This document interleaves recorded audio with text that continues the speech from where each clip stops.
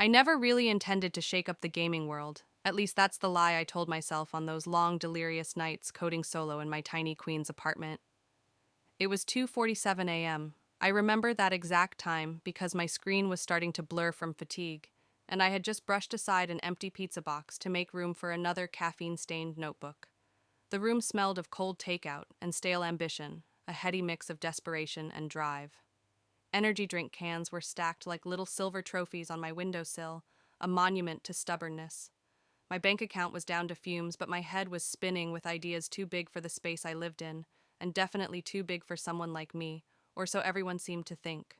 No one made that clearer than my older brother, Derek Carter. Derek never passed up a chance to mock what he called my cartoon making hobby. Every holiday dinner, like clockwork, he'd turn up in a sharp blazer and some obscenely expensive designer dress shirt, always crisp, always smug, and toss out his latest jab across the roasted potatoes. Still tinkering with those silly animations, Rach he'd smirk, tugging at his monogrammed cufflinks. You know we've got a spot open at Carter and Hawthorne. Real work, real money, no neon colors or pixel sprites. My name is Rachel Carter, and 3 years ago when I was 38, I made a decision that made my whole family question my sanity. I walked away from a six-figure salary and a very comfortable position as a machine learning engineer at a top-tier robotics firm. I left all that security behind to start my own studio, Iron Loop Studios. It was just me, a laptop, and a dream bigger than my rent check. A one-woman show with no safety net.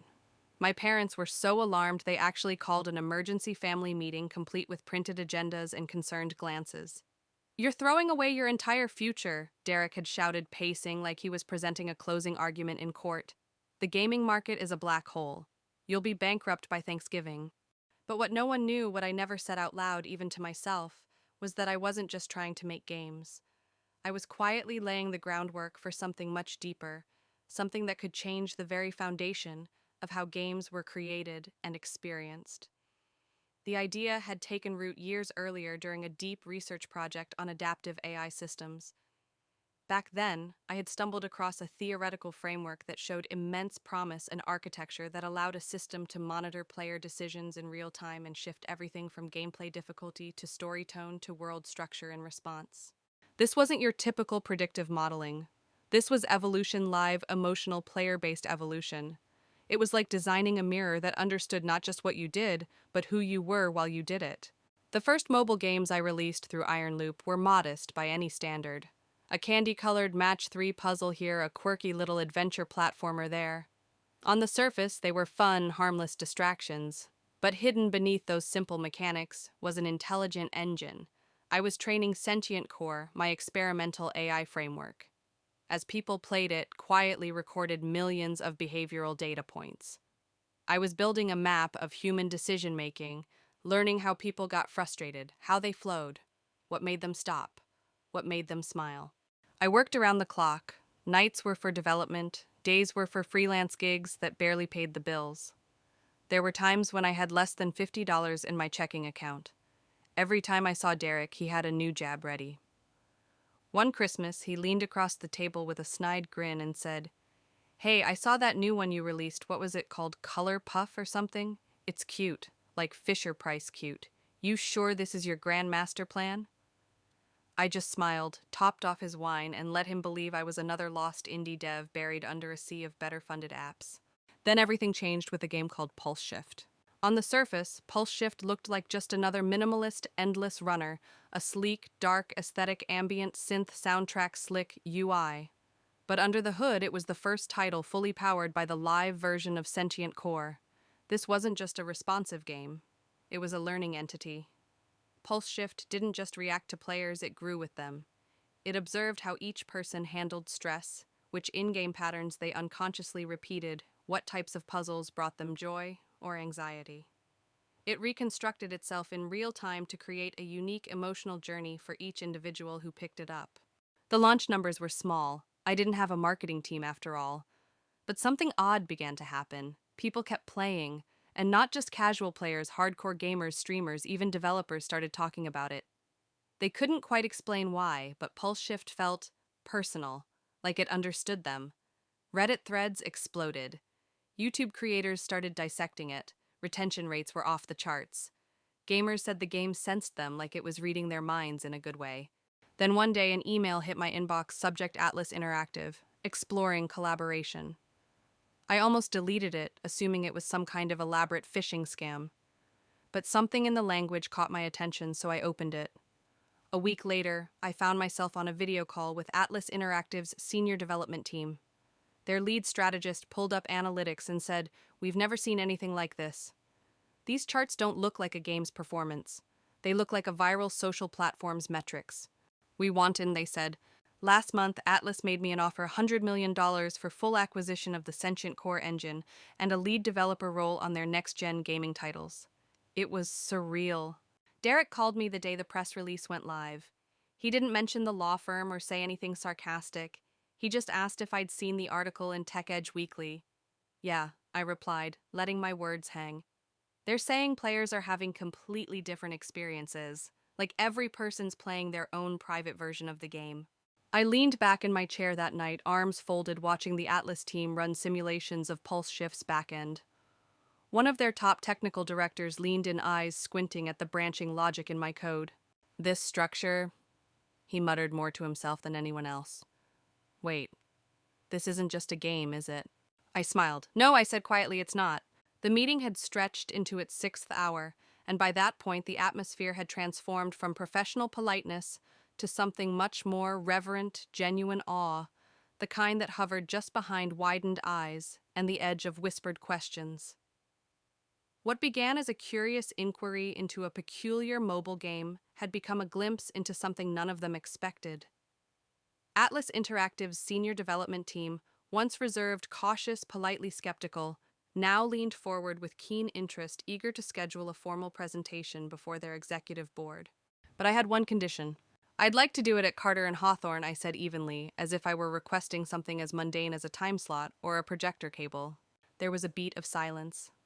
Even through the video feed, I could sense the raised eyebrows. "That's unusual," one of them said carefully. "Any reason?" "My brother Derek works there," I replied, letting my voice rest on that note with casual finality. "He's always been very curious about my company's progress. I think he'd enjoy seeing where things stand." They nodded, perhaps amused, perhaps puzzled, probably assuming I was being quirky or nostalgic, indulging in some familial sentiment.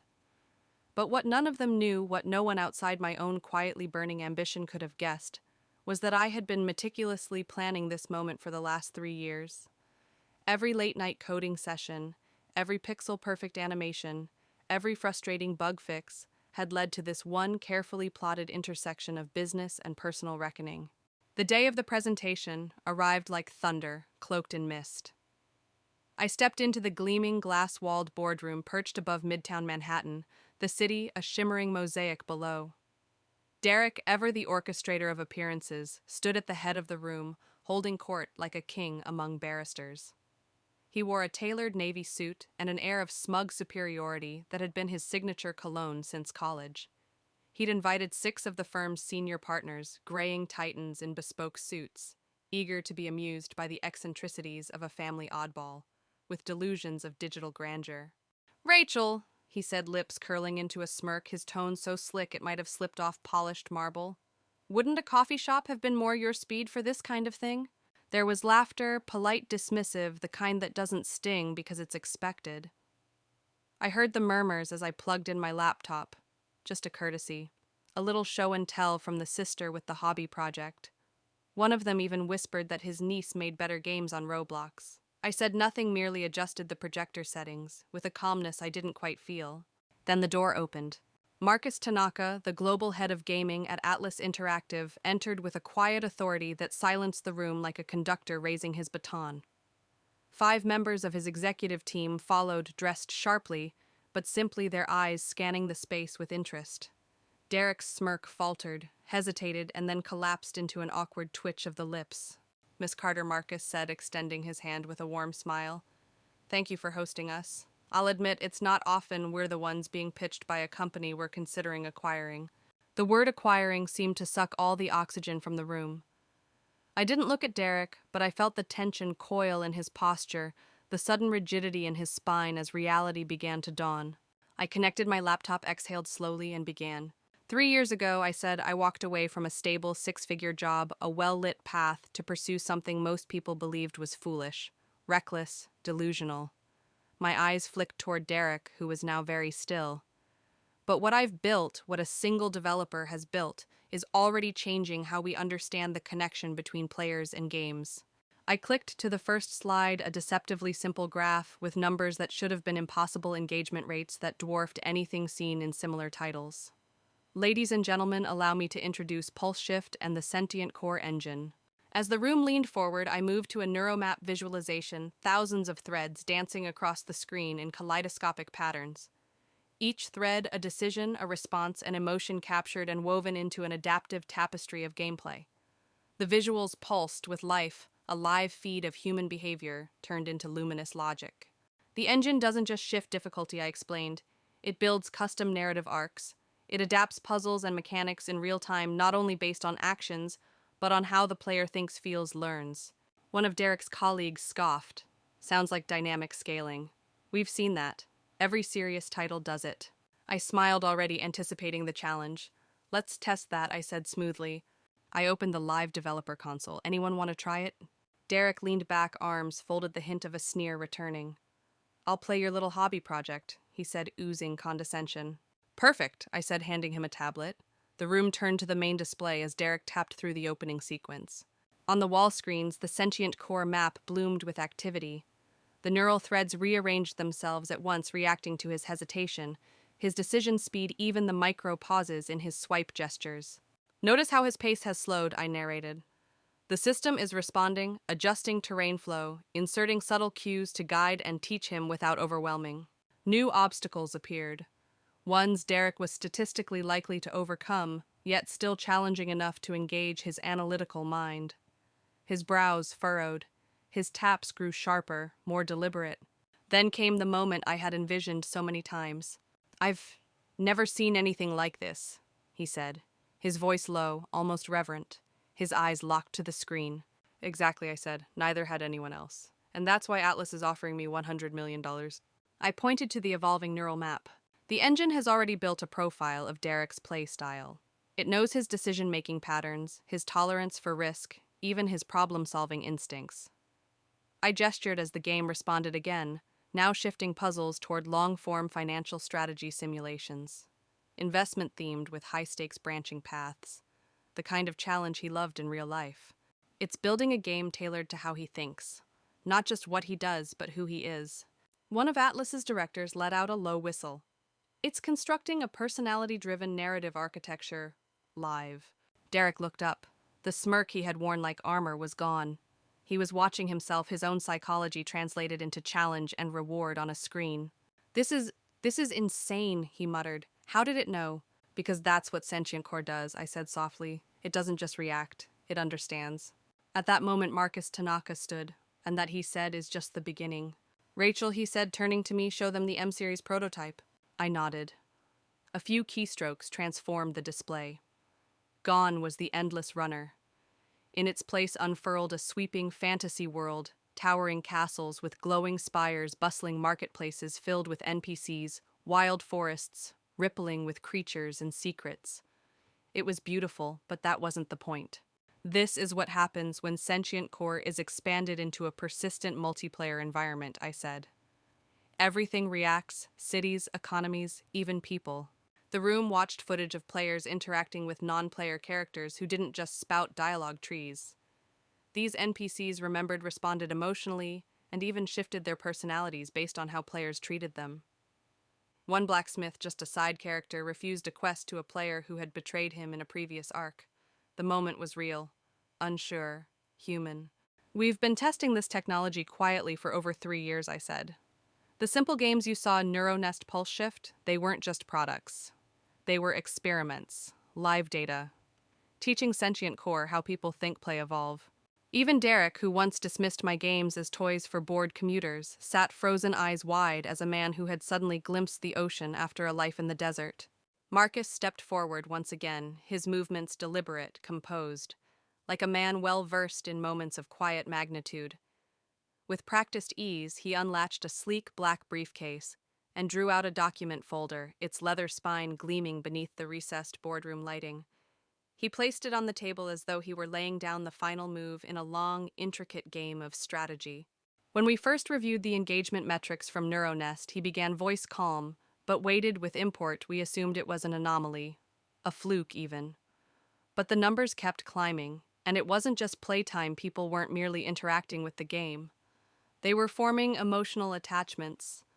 The retention rate was something we'd never seen. His gaze swept the room steady and unreadable. Then, almost ceremoniously, he slid the folder toward the center of the table. That's why we're here today. Atlas Interactive is prepared to offer $100 million to acquire Iron Loop Studios, the full rights to the Sentient Core engine, and to bring Rachel on board as our head of global AI development. Across the room, Derek's porcelain coffee cup, still half full, slipped from his fingers and clattered noisily against its saucer, the sound unnervingly loud in the silence that followed. He stared at Marcus, his lips parting slightly, voice catching like wind in a broken window. 100 million, he echoed the words, hollow, disbelieving. Marcus, unfazed, merely lifted an eyebrow. Actually, he continued, his voice still smooth, but now edged with something firmer. After reviewing the M-Series prototype, we've revised the offer. He pulled another folder from his case and pushed it across the polished wood toward me. I opened it, and for a moment I forgot how to breathe. $250 million plus 5% of all future revenue from any title powered by the Sentient Core engine. Derek lunged forward, snatching the folder like a drowning man grabbing at driftwood. His eyes darted across the numbers, his jaw tightening with each line. His hands trembled. This can't be right, he muttered, barely audible. Rachel makes phone games. She works out of the garage in our parents' old place. Marcus's tone didn't waver. No, he said slowly and clearly. Rachel built a cognitive architecture that's about to redefine interactive entertainment. Those phone games were a cover, a brilliant test bed, a Trojan horse wrapped in pixels. I gently closed the folder and slid it back into my bag, then turned to Derek with a gaze that had waited 3 long years to meet his head-on. Every time you laughed at what I was building, I said you gave me space, the freedom to create without interference. You thought we were in some unspoken competition. But I wasn't playing your game, Derek. I was designing a new one you couldn't even imagine. What followed was a whirlwind of legal language and corporate momentum. Timelines term, sheets, intellectual property clauses, equity transitions, the vocabulary of empire building. As I answered questions and reviewed clauses with Atlas's legal team, I watched Derek and his colleagues sink deeper into their chairs.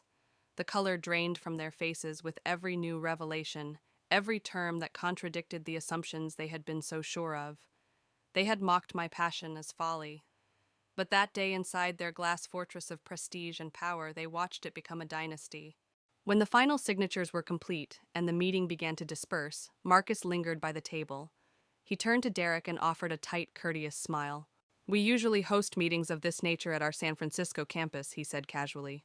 But Rachel was insistent about presenting here. I must say now I understand why. Derek couldn't bring himself to reply. His eyes flickered downward, and I watched years of smug remarks, offhand insults, and patronizing laughter collapse within him like a building losing its foundation. The aftermath was swift, and if I'm being honest, quietly thrilling. News of the acquisition tore through the gaming industry like wildfire.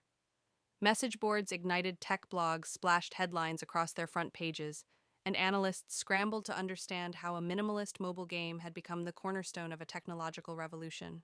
The very investment partners who once chuckled at my silly puzzle apps began reaching out with sudden eagerness.